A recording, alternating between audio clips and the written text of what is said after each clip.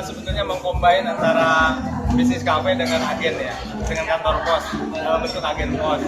Jadi selama ini mungkin masyarakat yang belum tahu bahwa kami ada kemitraan untuk membuka kantor pos di masyarakat ya, artinya bisa di rumah.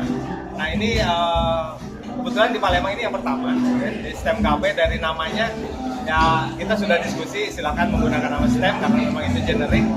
Kemudian di dalamnya ada agen pos yang bisa melayani seperti halnya kantor pos.